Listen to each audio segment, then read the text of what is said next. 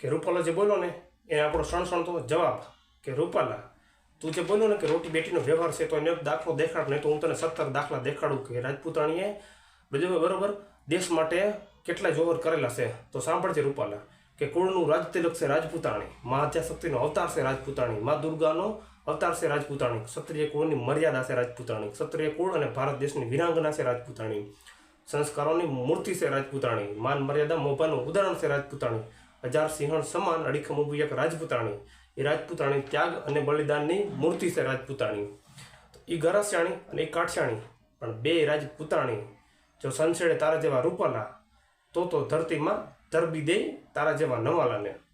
રૂપાલા તો તારા એક ખાનદાનમાંથી કોઈ પણ એક વ્યક્તિ બતાવો કે જેણે દેશ માટે થોડુંક લોહી વહાવ્યું કે આંગળી કપાવી, પણ ક્ષત્રિયોએ માથા વઢાવી નાખ્યા છે માથા.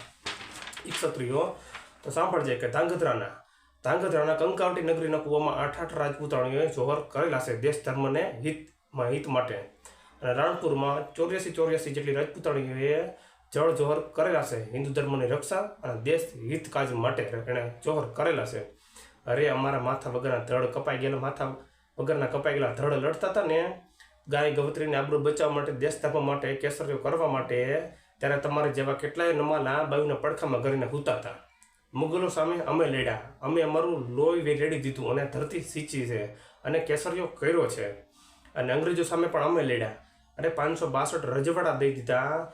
તું તારા ગામમાં જે ઈશ્વરીય ગામમાં જમીન છે ને એનો 5 વીઘા જમીનનો ખાલી ટુકડો દાન દઈને દેખાડ તો અમે માનીએ, બરોબર? તો અમે માનીએ. રૂપાલા તું મને એટલું કહે છે કે તારા મા બાપે શું તને ગમી સમાજની બેન બેટીના અપમાન કરતા શીખવાડે છે? માન મર્યાદા કે કોઈ પણ સ્ત્રીનું સન્માન કરતા નથી શીખવાડ્યું?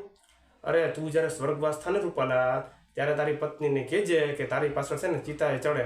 અરે નો ચડીએ કે ભલા માણસ, એ તો એક રાજપૂતાણી જ કરી શકે, બરોબર? બીજાનું કામ નહીં તો ગરસાણી જ કરી શકે. જય મા ભવાની.